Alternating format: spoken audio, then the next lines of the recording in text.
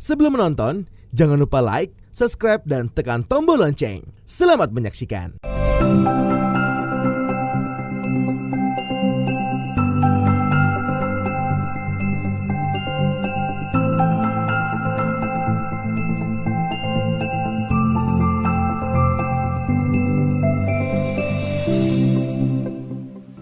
Halo Sobat Eljon, kembali lagi di Eljon Medical Forum bersama saya Cynthia Kusumarani tentunya.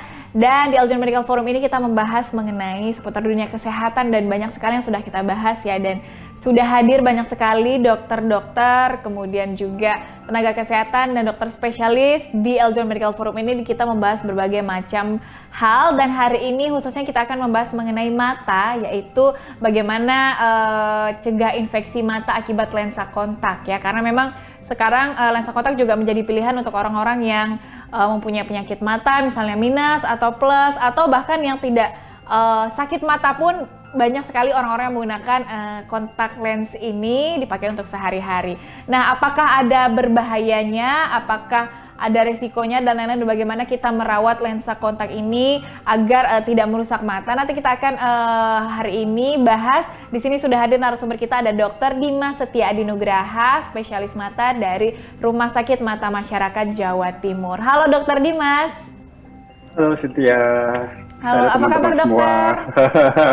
Alhamdulillah sehat, terima kasih Sehat. sudah diundang buat ngobrol-ngobrol di sini. Iya, saya juga terima kasih dokter. Dokter berarti bertugas di Rumah Sakit Surabaya ya dok? Ya betul, di Surabaya, di daerah Ketintang rumah sakitnya. Oke, Rumah Sakit Mata. Sekarang lagi di rumah sakit dok atau lagi di rumah aja nih? Oh enggak, lagi di rumah aja. Kebetulan ini kan lagi ini ya musim PSBB ya, jadi kebetulan jam prakteknya jadi agak berkurang, jadi bisa pulang lebih awal. Kalau hari biasa sih sampai 3:30, cuman kebetulan hari ini ya untungnya bisa pulang lebih cepat ya, biar bisa ketemu Cynthia ini.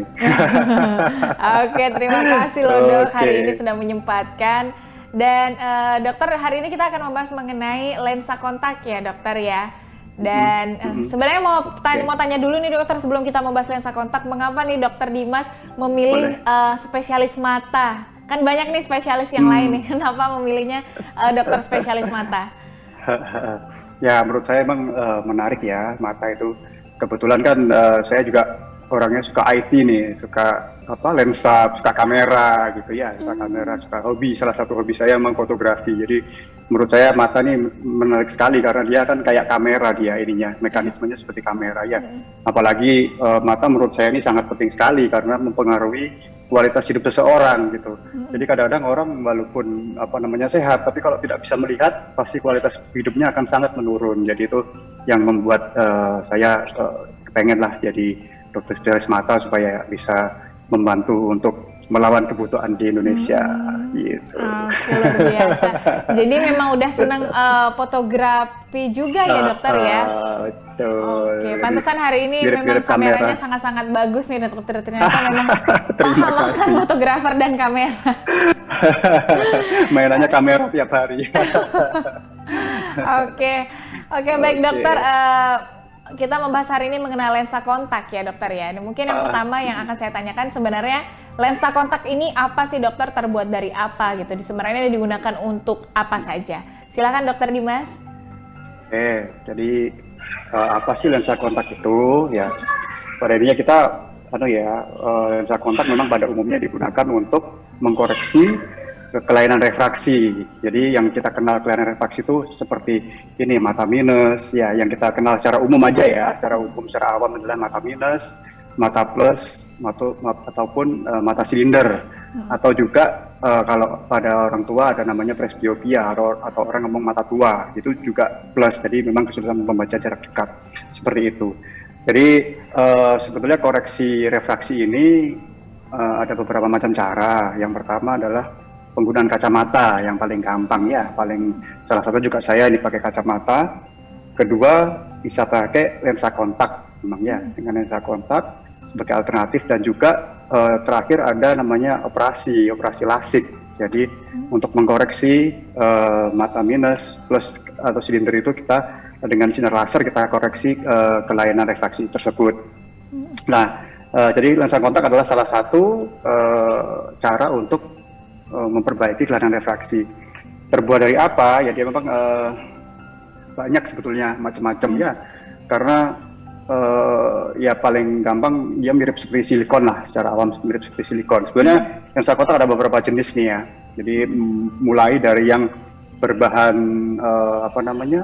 rigid atau keras. Jadi ada yang keras, cuman yang sering kita kenal di secara umum adalah soft lens ya. Orang umum punya soft lens itu adalah kontak lens yang berbahan soft. Nah, gini, masing-masing memiliki kelebihan dan kekurangannya gitu. Cuman pada umumnya yang paling sering dipakai memang soft lens karena dia lebih nyaman gitu, lebih nyaman untuk sehari-hari. Jadi intinya untuk koreksi, untuk dipakai sehari-hari lebih enak lah gitu. Kita mau bahas kelebihan kekurangannya nanti atau bagaimana nih? Ya, boleh dokter. Soft lens dengan yang satunya yang hard ya? Jadi ada dua, yang tadi ada yang soft dan yang rigid lah ya, atau keras tadi. Jadi intinya yang keras kelebihannya adalah dia memang lebih clear sebetulnya, lebih enak lah, lebih terang gitu ya, lebih terang, lebih awet juga. Otomatis kan kalau bahannya keras kan dia nggak gampang rusak kan ya, jadi dia lebih karena dia lebih rigid, jadi dia lebih tahan banting lah istilahnya ya. Seperti itu. Namun dia memiliki kekurangan adalah tidak nyaman karena keras tadi. Ya bisa dibayangin kan, kita kalau masang sesuatu yang keras di mata kan pasti nggak enak ya gitu. Jadi dia akan lebih posisinya lebih kurang nyaman. Terus resikonya juga dia bisa mengabrasi, jadi bisa menggores mata seperti itu. Dan juga dia untuk sirkulasi udara. Jadi mata kita itu membutuhkan oksigen. Jadi untuk nutrisi, salah satu nutrisi lah. Kalau misalnya tertutup oleh lensa kontak yang rigid itu dia akan istilahnya sirkulasi udaranya akan berkurang, permeabilitasnya sangat kurang, sehingga kurang bagus untuk untuk kebutuhan oksigennya. Sedangkan pada soft contact lens yang memang dia tidak sebening lah, tidak se-clear kalau kita pakai yang rigid gitu. Hanya saja lebih karena dia soft, sehingga dia akan lebih nyaman kita pakai, karena dia kan pasti akan mengikuti kontur dari kornea kan, dia akan bisa menempel lebih enak gitu kan. Terus karena soft dia juga istilahnya dia lebih permeabilitasnya lebih bagus, jadi sirkulasi udara lebih baik, sehingga mata juga lebih gampang bernafas lah istilahnya, dan juga lebih basah. Jadi kan mata kita kan produksi air mata ya, salah satu fungsi air mata kan untuk lubrikasi. Jadi kita bisa melihat dengan baik juga kalau matanya dalam keadaan bagus, dalam artian dalam keadaan lembab gitu. Dan soft lens ini lebih bagus. Jadi kalau untuk menjaga kondisi lembab, soft lens lebih bagus. Seperti itulah kurang lebihnya. Oke, tapi hard lens ini juga kegunaannya sama dokter untuk mata minus, plus, dan silinder itu sama? Betul.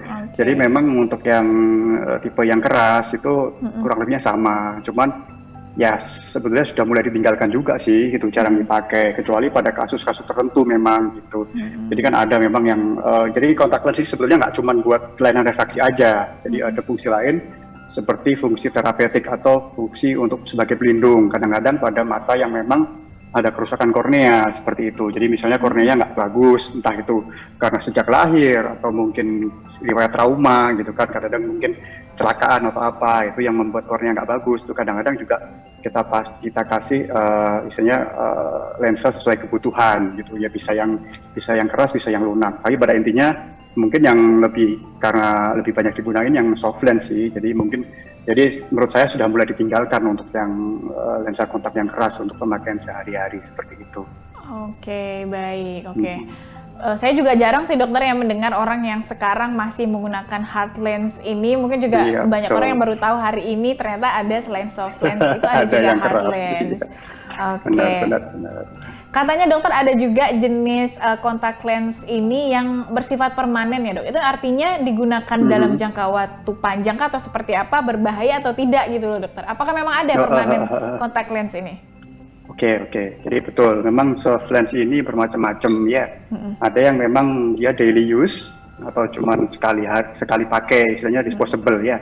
Sekali pakai untuk sehari buang, besok beli lagi, sehari buang, seperti itu. Ada memang yang jangkanya menengah, jadi istilahnya jadi ada macam-macam. Ada yang antara bisa sampai mingguan atau sampai bahkan bulanan atau tahunan gitu ya. Jadi mungkin kalau permanen saya kurang ini ya, istilahnya kurang familiar sebetulnya kalau istilah permanen. Jadi mungkin dia untuk yang jangka panjang bisa sampai setahun mungkin ya.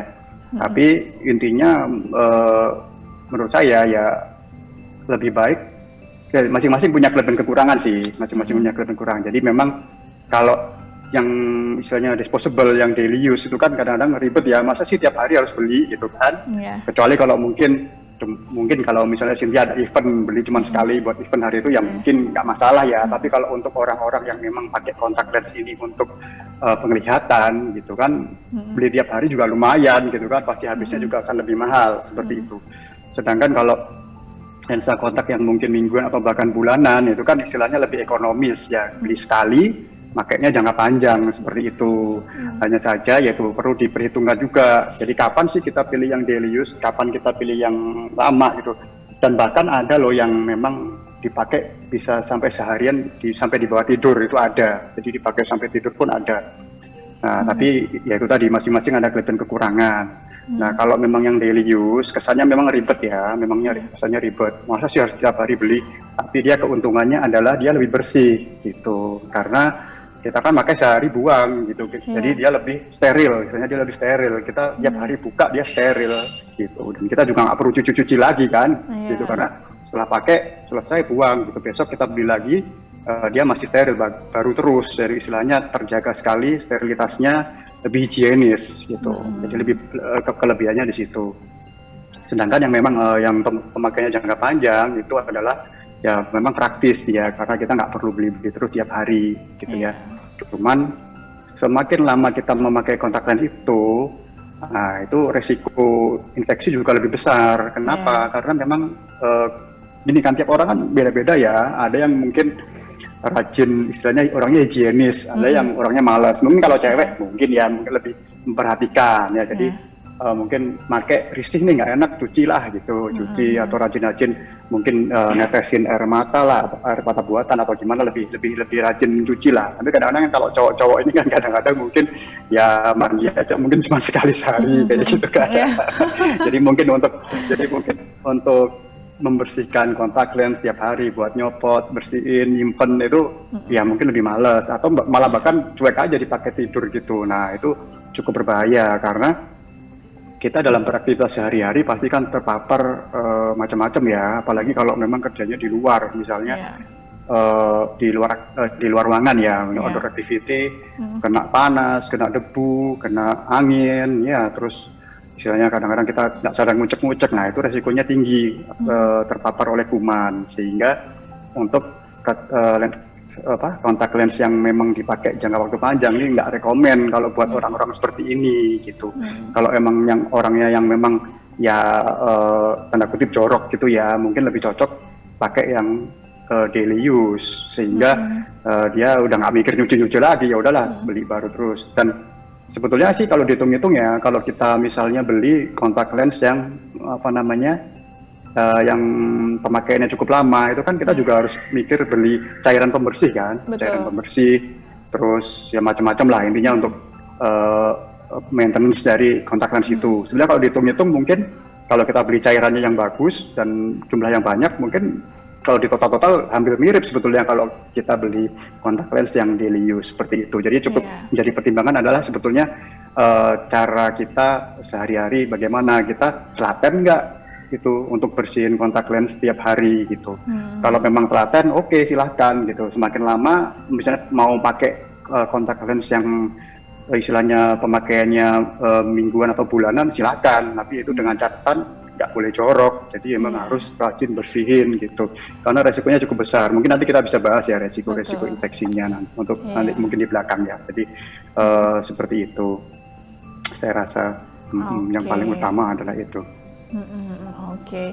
Jadi harus memang hati-hati juga ya dokter, harus bersih kalau misalnya menggunakan kontak lens ini. Terus walaupun yang bisa dipakai tidur sekalipun, kan memang ada tuh yang memang istilahnya iklannya dari kontak lens tuh dia saking amannya tuh bisa dipakai buat tidur segala macam lah gitu ya. Tapi tetap kita tidak sarankan, karena memang waktu kita tidur itu kan istilahnya produksi air mata segala macam itu kan tidak berjalan dengan istilahnya tidak sesering kalau kita aktivitas. Jadi menurut saya resikonya juga kering, jadi resiko terjadi infeksi juga lebih besar karena dia terlalu lama nempel, terus sirkulasi oksigen kan juga nggak bagus ya kalau kita tidur semalaman. Jadi walaupun ada tapi kami tetap tidak sarankan. Iya, betul. Jadi lensa yang bisa dibawa tidur atau yang mungkin ada juga yang orang tertidur gitu ya dokter ya pada saat menggunakan kontak lens, berbahaya nggak sih dokter sebenarnya nih? Nah itu makanya, jadi intinya sebaiknya yang nggak boleh ya, intinya sebaiknya kita tidak pernah menyarankan kontak lens untuk terbawa tidur.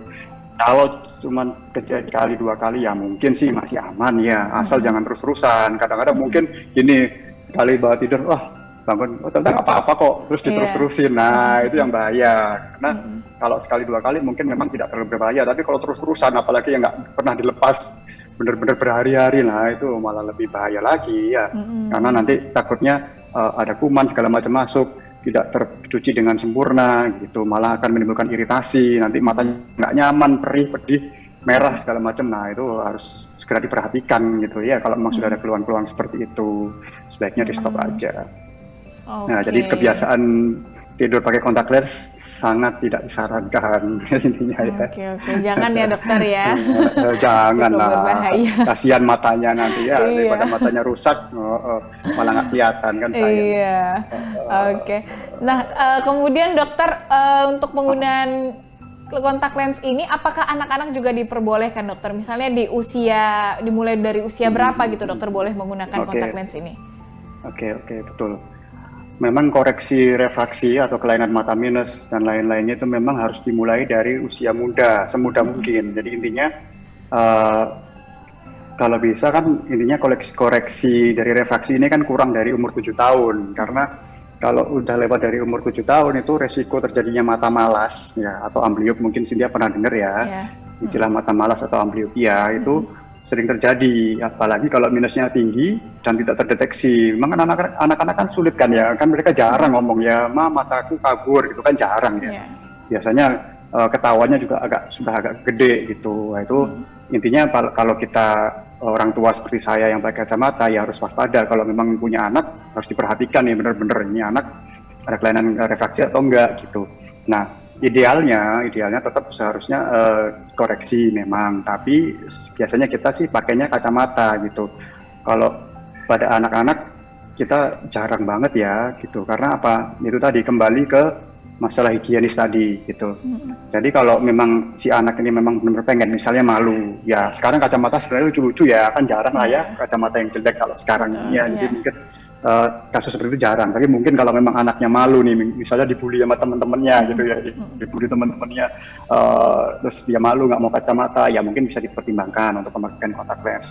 Kalau untuk umur tertentu sih sebenarnya nggak ada patokan ya, jadi yang penting ini anak sudah cukup kooperatif gitu, ya dalam pengertian dia higienis, orang tuanya yakin nggak ini anak nggak ya jorok tadi itu ya. Jadi takutnya kan namanya anak-anak kan tahu sendiri kan, jadi kalau anak-anak kan kadang-kadang suka main di luar, main pasir apa, terus tahu-tahu kucek-kucek mata. Nah itu kan sangat berbahaya sekali kalau dia pakai kontak lens gitu. Jadi kalau masalah umur tidak ada patokan khusus, tapi ya mungkin untuk gampangannya mungkin kalau anak-anak yang sudah mulai sudah bisa diajak ngomong lah ya, sudah bisa dikasih tahu bagaimana, ya itu mungkin kisaran mungkin umur 8-10 tahun lah ya. Jadi kalau udah mulai sekolah SD mungkin sudah mulai boleh lah pakai kontak lens, tapi dengan catatan itu tadi tidak boleh jorok. Jadi ibunya juga harus memperhatikan terus ini penggunaan kontak lensnya gimana.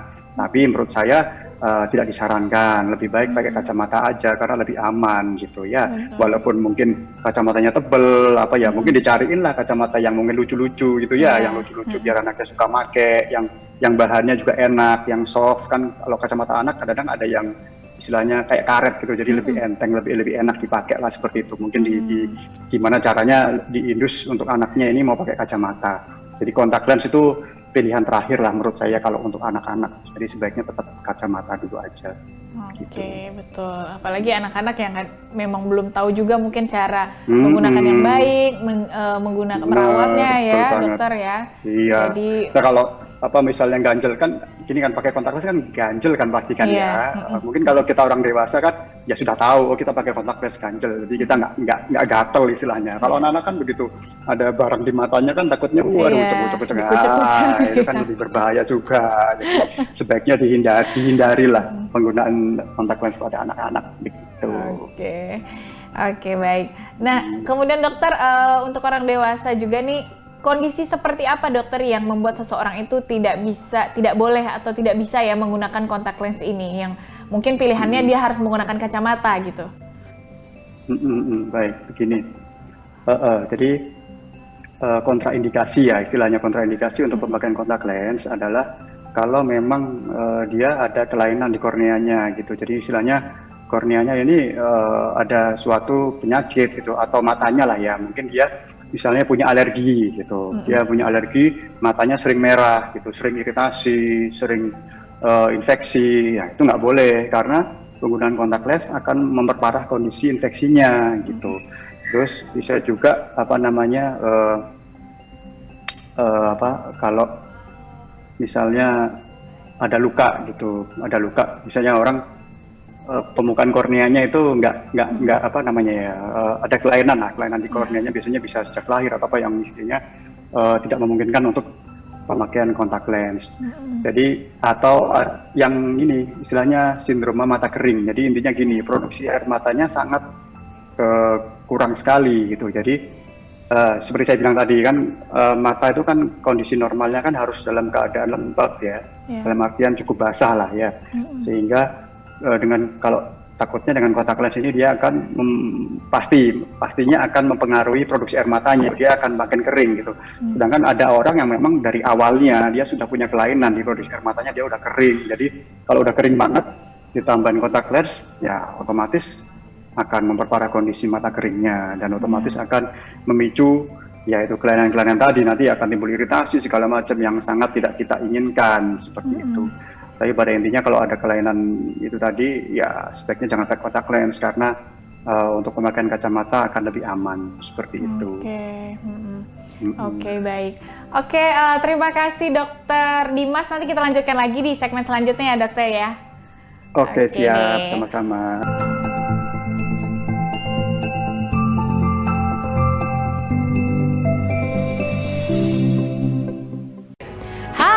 Sobat Eljon, sudah selesai nontonnya? Jangan lupa like, subscribe, dan tekan loncengnya untuk dapat update terbaru dari Eljon TV.